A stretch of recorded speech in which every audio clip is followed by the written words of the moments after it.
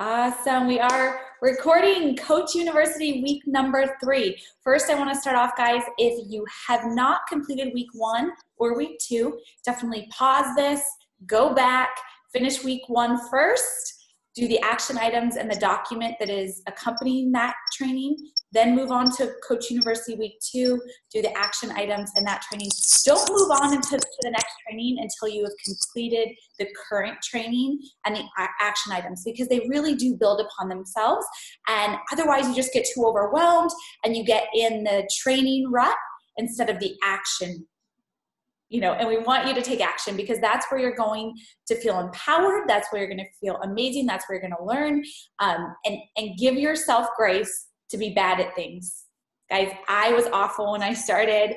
Whitney was probably better than me just because she's a little more extroverted than I am. And so she dove in and just got this. But for me, it just took me longer, and that's okay.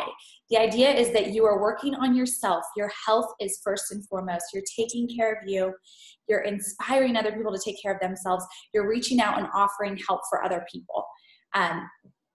And before we dive into everything, we have a lot of great information for you guys today. If you haven't checked out the Walker, Jogger, Runner Tracker, the first action item I want to give you guys, and we'll post it in the Google Doc, is to take a look at that tracker and decide which one you are going to be following. Is it the Walker tracker, the Jogger, or the Runner? There's no wrong or right answer.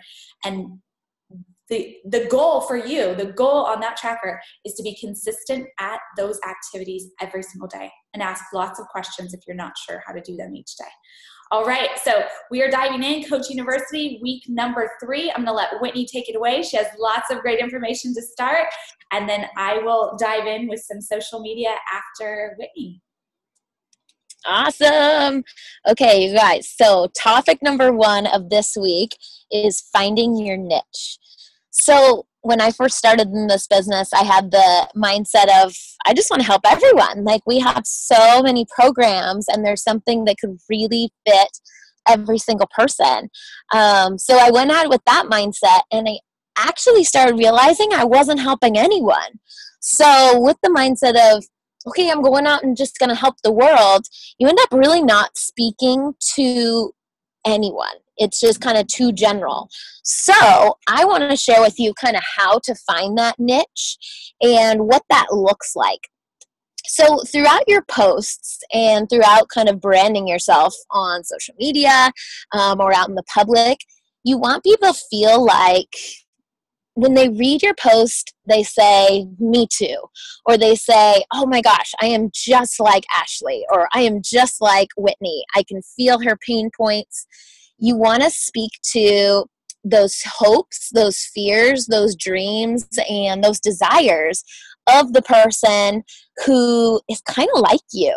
So, and you end up doing that really by just sharing your own hopes, fears, dreams, and desires, and speaking from the heart in the information that you're sharing. And you're going to be blown away by how many people, comment, like, message you on the side, see you in the grocery store, and they just end up saying, wow, that piece that you really shared about, your kids, or about struggling with this, that, or the other thing, it really spoke to me. So we're going to just kind of focus on finding your niche, and we have a guide that we're going to post in the document that you'll receive after this call of finding your niche and going through kind of the action steps of who that person is. Some of the questions that it will line out are things like thinking about your ideal person. What events does he or she attend?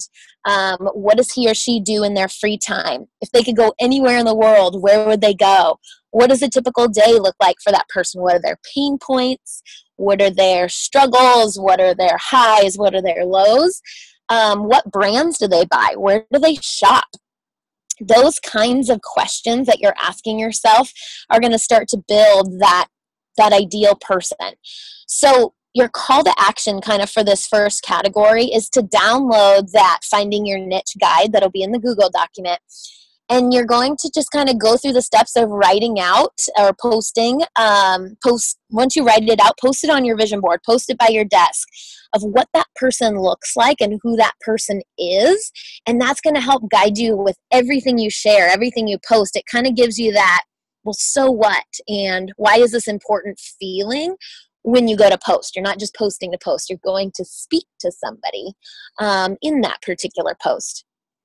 And then the second call to action in this particular category, and we'll post this link, is watching Simon Sinek's Power of Your Why video.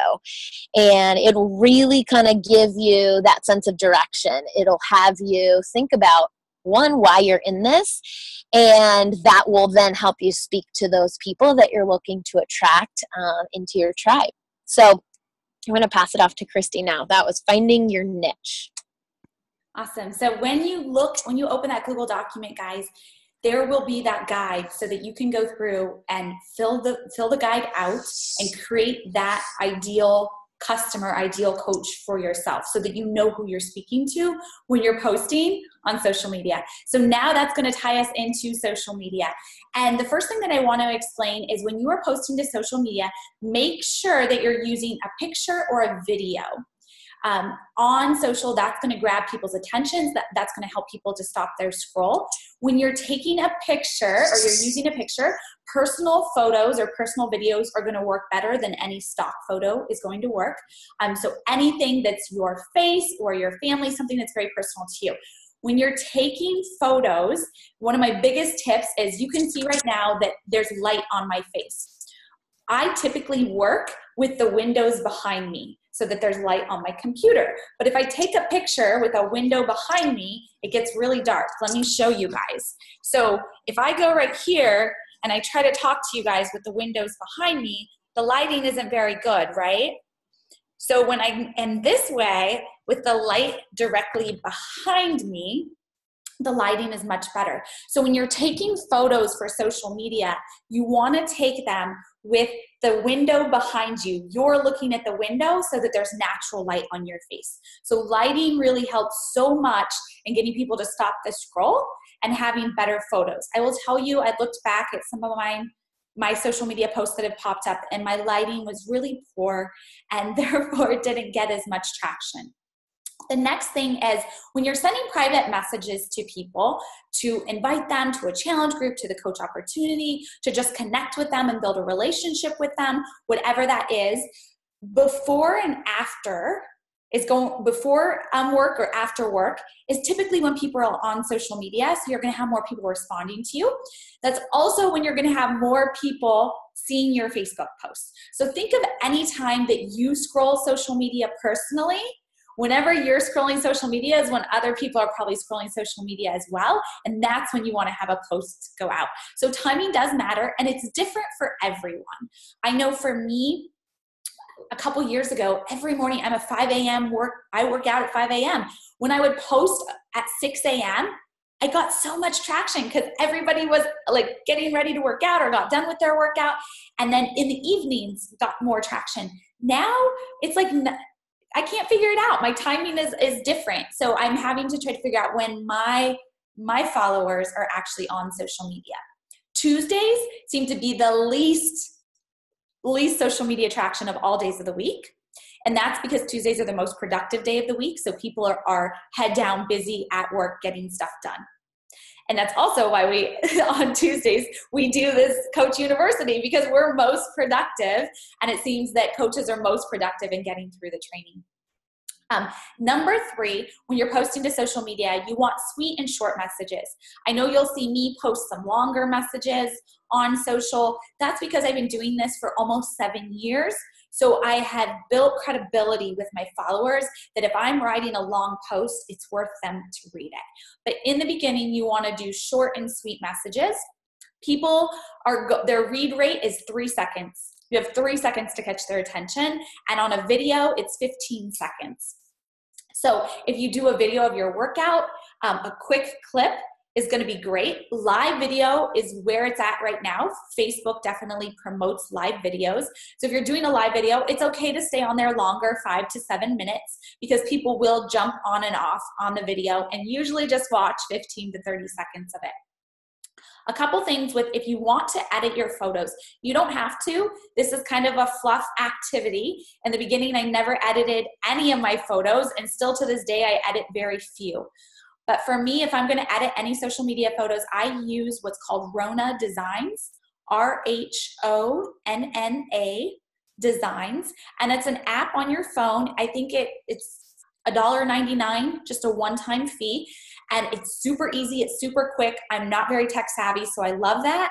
People who are really good at graphic design or maybe just love creating pictures, PicMonkey.com, P-I-C, and then monkey.com, Canva.com, or WordSwag are also great. Again, those ones, WordSwag's great, but Canva and PicMonkey, I opened them up and just was overwhelmed with tech.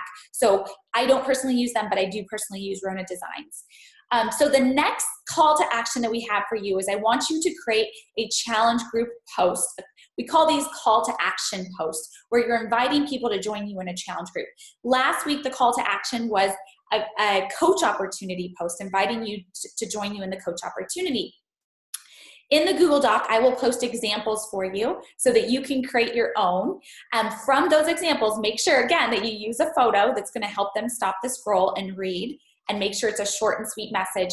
You can use the examples that we send you, post your post in our team group on Facebook, or send it to your coach, or do both, to get feedback on little things that you can tweak to get more people to respond to it. So that is, we will get all that up in the Google Doc. That concludes social media. Now I'm going to pass it over to Whitney. Okay, so next category on your notes is advertising. Advertising is something tricky in this business, and I always thought, oh man, I gotta have, I gotta pay for ads. I gotta, I even one time thought about taking out a billboard that I could put on the freeway, right? Like hardcore advertising.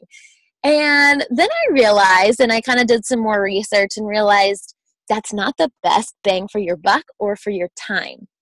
So I'm going to give you a spectrum of what the most effective is down to what the least effective is, as far as your time and money spent. So the very first best strategy is direct contact and direct follow-up. That's going to be jumping on the phone with somebody. And I think, or going to meet them at a coffee shop. That's one of my favorites. As soon as they maybe have some interest, I say, girl, let's go grab coffee. Let's chat. Because there's something so personal about, as Milan Jensen, a founding coach, says, belly to belly conversation. You can look them in the eye. They are 100% honest with you. They're going to share their thoughts, their opinions. There's no hiding behind a message or even a telephone. But if you can't see them in person, they don't live in your area, video message is also great. FaceTime, beautiful thing, or phone call. So that's the best. Second best, networking and referral building. So as you help one of your clients with amazing, results, ask them if they know 3 friends that they can bring to your challenge group, or that they could refer to you so you could reach out to them and help them as well. Having somebody vouch for you in your corner saying, Inga knows exactly what she's talking about. She is crushing it. She helped me so much. You got to call her. That's huge. And then networking. So something like, I love going to, we have a Women's Chamber of Commerce little networking event once a month in SLO. Super fun. You just get to spread the word about what you do. And then you're getting your word out there along with all these other women business owners. And you could do this if you have like a small town.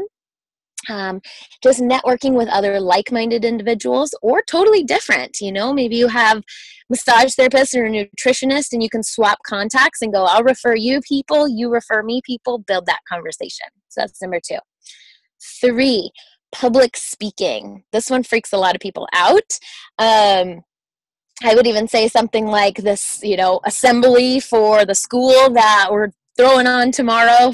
That's a form of public speaking, of getting in front of people, letting them know what you're doing. That's the third most effective as far as grabbing people's attention.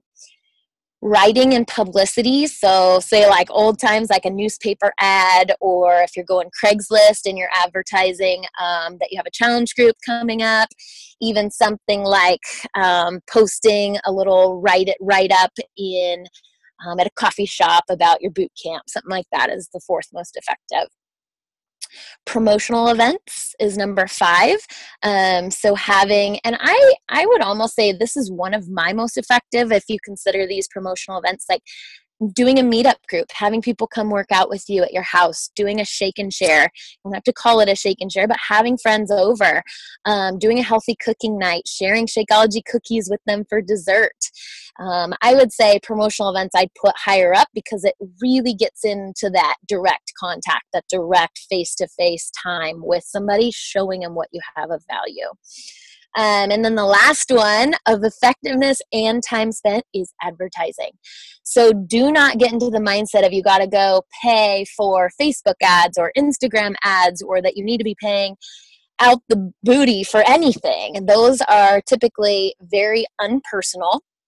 Somebody doesn't know you. Your stuff is popping up on their Facebook page. They're like, I don't know this girl, Christy. Like, I'm not going to share with her my struggles. And they scroll on by. So those are kind of your list of what to really tackle as a new coach. I would say that direct talking to people is going to be your very, very best option.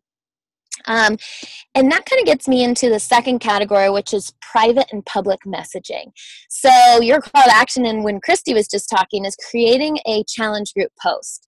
Challenge group posts are great. They are letting people know what you have coming up. It's kind of like posting your calendar, or if you're a gym, you post your gym schedule of all the classes coming up, right? And it's nice. People look at it. They scan through it. But how personal is it to take it to direct message? And Christy might have seen my challenge group post, but now on top of that, I'm going to shoot her a personal message and say, Christy, I know we talked in the gym last week and you said you were frustrated with, your nutrition and how you're not seeing the results you want. Have you considered jumping into my December Survive the Holidays challenge? We can hold each other accountable. We can, get through the holiday parties together and still see awesome results. So that private message speaks volumes compared to a public announcement. I say you do both. Let people know you have something they can join you with, but then really your list of 100 or your list of 50 names that you guys have been thinking of people you can help, that's where the direct message comes in. So your calls to action for advertising. 1, you're going to just complete your coach account profile on Team Beachbody. This is one of your biggest advertisements because when you hit Success Club 6 or even Success Club 10, Beachbody is giving you guys customers. And so they can click on Contact My Coach and they can go through and see all of your websites. So make sure you have a nice picture on there, maybe your contact email, just make it look nice, and maybe your bio. To get the leads, you have to have a bio up and you have to have a before and after picture up and a current picture. So just make sure you've checked that off of your list so that you're advertising yourself in the best way possible. And then the last couple, set up an Instagram page if you don't already have one. That's just a way to continue to advertise yourself, get yourself out there on social media. Instagram is going to be a big one, and it's tracking really high right now for success, as well as Facebook. So making sure that you kind of are dabbling in all different areas to find out what you love and to find out what works for you. Facebook like page. I suggest, it took me about 5 years to ever set up a Facebook like page. And I wish I had started it just at the very beginning, just to have it. And you can invite all your current friends from your public page to go over and like your like page. Just have it. We'll go into Coach University Advanced or Extended will be how to run a like page. Don't worry about it now. Just get one going so that it's ready to rock and roll when you're ready to use it. And then creating a private group for your VIPs. We talked about kind of VIPs last week, who your people are, who you're helping. put them in a safe place. Maybe that's a challenge tracker. Maybe that's a Facebook group. Give them the best experience. That's going to help you with that referral program of getting people, bringing new customers into you. And then become a social media student. The social media world is ever evolving. I learn something new every single day on there. So just don't get overwhelmed by it, but just take one thing at a time. Like Instagram stories, I'm like, holy moly, I don't even know where to begin, but I'm going to try. So just continue to be a student with it and have fun with it. And your market's going to see that too, through your brand and through your advertising. All right, passing it back over to you, Christy. Thanks, Whitney. Okay, so just to add to what she was saying, so you guys understand, I started with just my personal Facebook on Facebook, just my personal profile, and building a network through there, because with your personal Facebook page, you can add friends and they can decide whether they accept you or not. With your like page, the only way you can really build that is through ads, which I do not recommend doing until you're earning $500 to $1,000 a month with your coaching business, so that you do have $50 or $100 to put back into your like page.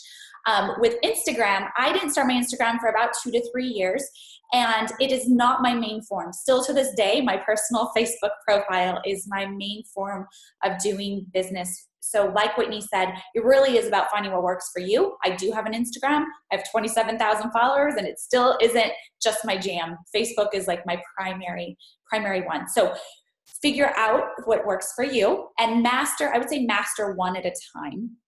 If you try to master them all, you'll get too overwhelmed and you'll shut down, and your vital behaviors are the most important every day. Their vital behaviors are the most important every day. And private messaging, like Whitney said, private messaging works the best. And getting face-to-face with someone or on the phone or meeting them for coffee works even better than private messaging. And so what I mean by that is when I'm going back and forth with someone in private messaging, I try to get them on the phone right away. And I have so much better results because people can hear my voice. They can hear that I want to help them. I get to walk them through things so that if there's anything they're stuck on, any questions they have, I'm there to be that coach for them right away. So I feel that makes all the difference. And in that spectrum, getting on the phone or in person with somebody is even better than a direct private message.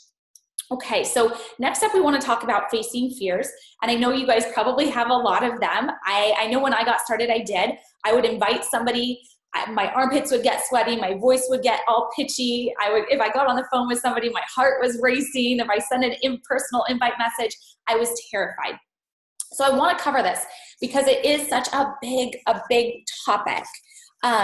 The first thing that I want to say is when you are inviting somebody, I want you guys to ask yourself, what is the internal state of mind that you have currently when you're inviting someone? And then what thoughts are in the back of your head when you're suggesting a challenge pack? And then when you hear people complain about, like what you were saying earlier, complain about their diet or their nutrition or their weight, or they're complaining about their energy, and you're inviting them to join you in a group, like, what are your thoughts? What are you thinking? Because a lot of times what you're doing is you're already saying no for the person. And energy is so contagious that when you are saying those words to somebody, even if you're copying a script of Whitney or mine or someone else on the team, when you're putting those words out there, they're not going to work the same way if your thoughts behind you are saying like, oh, I'm asking them for money, they're going to say no. Right? And so one of the biggest books that if that is you and you're struggling with that limiting belief of not seeing the value in what you have to offer, one of the best books that I can recommend for that is Go for No. You can go to Amazon or to Google searching Go for No. It's on book or an audio. I highly recommend it. So definitely focus your personal development. If you're having those limiting beliefs behind the value that we have, that's one of the first things I would suggest you do. Also, your inner self-talk, that fear of what they might think of you, what it might cost, is keeping you from inviting people. You are holding a gift in your mouth. You are holding someone else's future in your mouth. Our job is not to get them to say yes. Our job, number one, is to be an advisor to them. Our job is to say, hey, I have a solution, and I would be doing a disservice to this person if I didn't offer that solution to them. But you have to have belief behind you that you have value in what you're offering. And I know for me, Okay, when I got started as a coach, I was like, this is crazy. Shakeology, let's talk about how much 30 meals typically cost someone. I know I was getting coffee and donuts every morning on the way to work. True story. That was my nutrition back then. That was $5 a day, 5 times a week. I was spending $100 on coffee and donuts a month. And that was not healthy for me. And there was no way I could say, hey guys, you should all drink coffee and donuts every day and you're gonna be healthy and fit. It's gonna be really great for you. And the other thing was, how many people don't know about nutrition? I know for me, I struggle with nutrition, but even when I started as a coach, I had no idea what healthy meant. I didn't know how to get the results that I wanted to with nutrition. And a $160 challenge pack, $140 challenge pack with access to fitness programs, nutrition programs, you as their coach, 30 meals, like that is insane. A business, if they want to be able to pay this forward to other people. And so you have to have that value, you have to have that belief behind what you're offering them and not make that decision for them. Let them make that decision. What if my coach came to me and she said, well, Christy, you work in the financial industry, so I'm not going to invite you because you have a job. You have a good job. You have a decent paying job.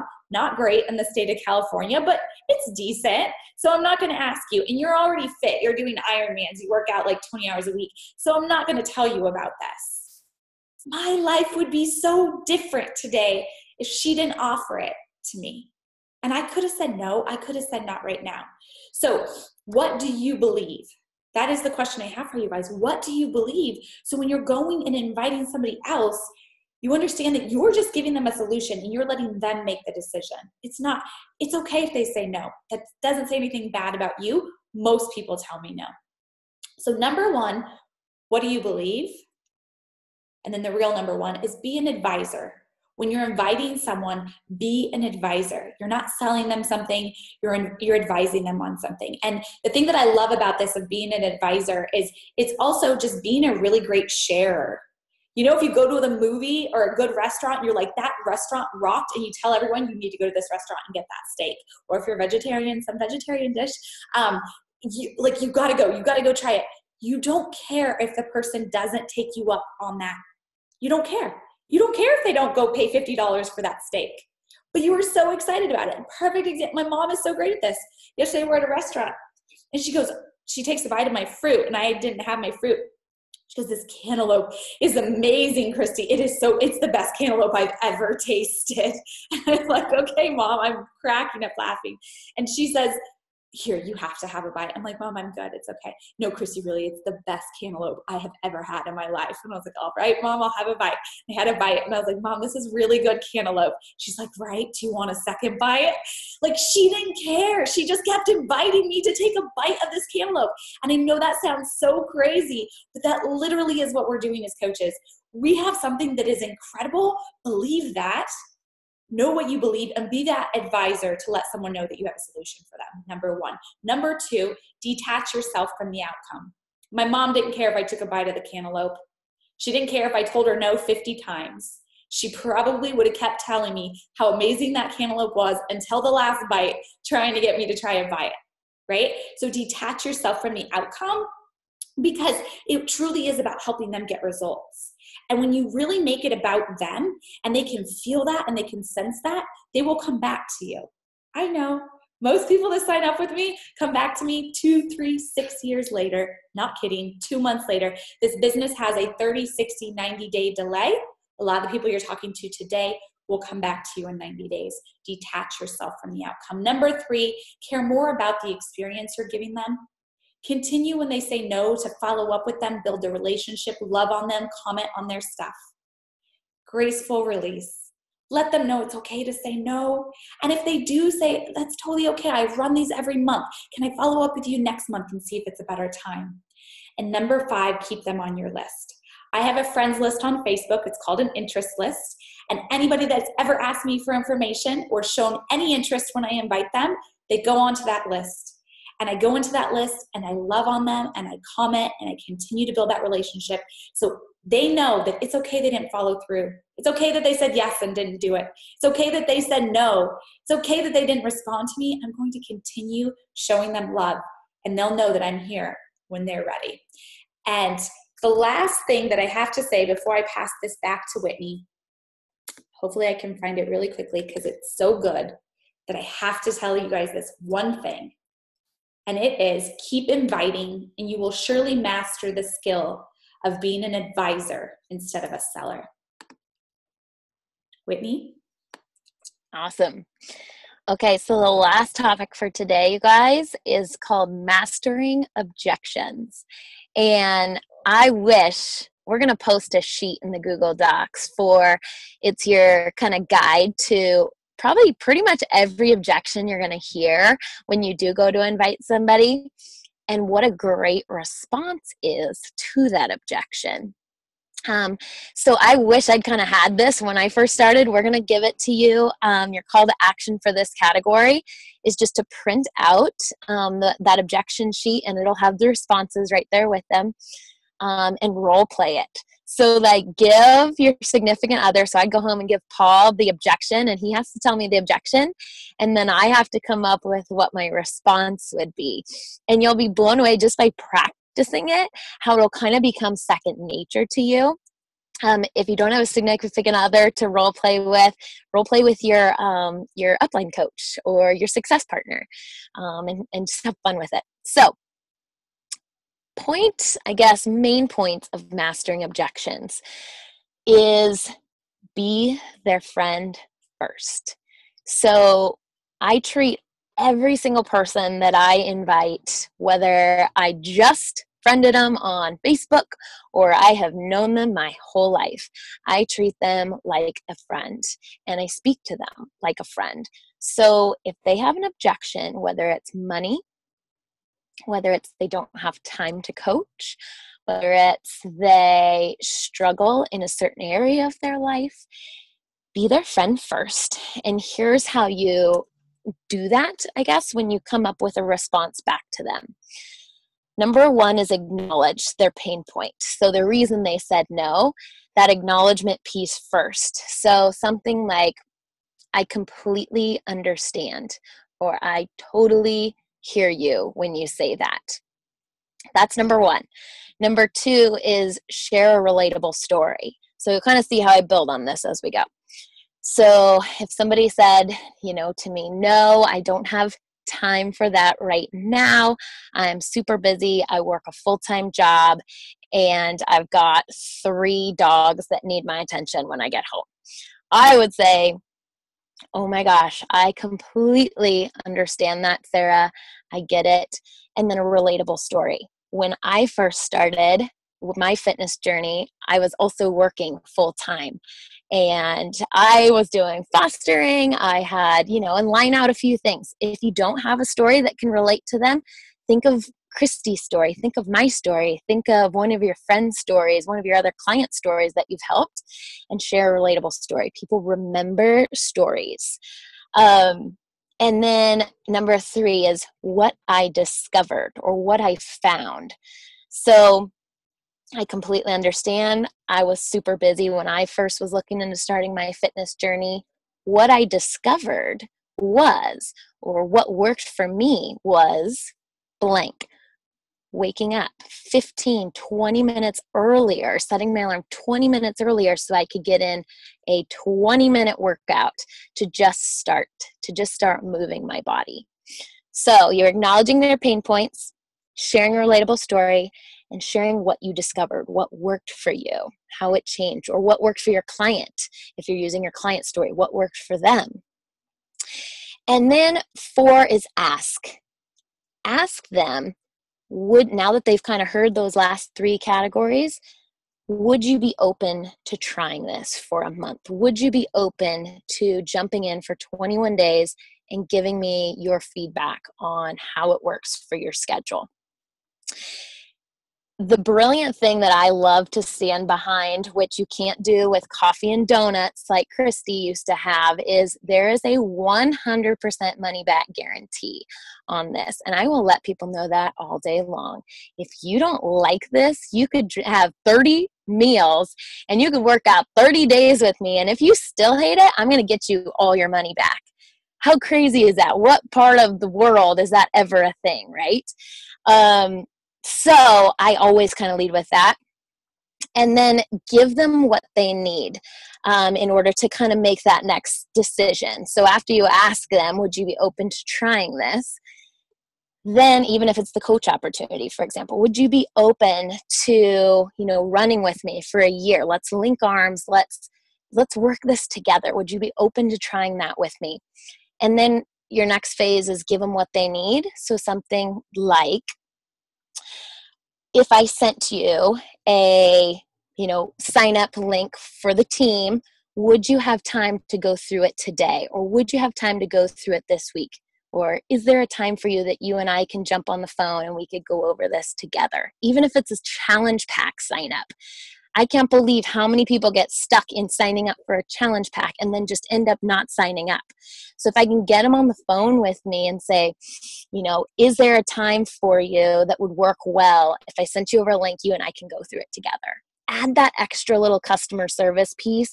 You're going to be blown away how objections just kind of fly out the window when they see that you actually care and take the time to relate to them, and then we'll help them with whatever that pain point might be.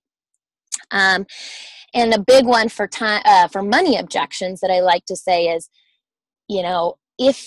if you took the next 30 days to save up for the challenge pack, would you be open to jumping into our January group? So that gives them December to really, save up if money is a thing.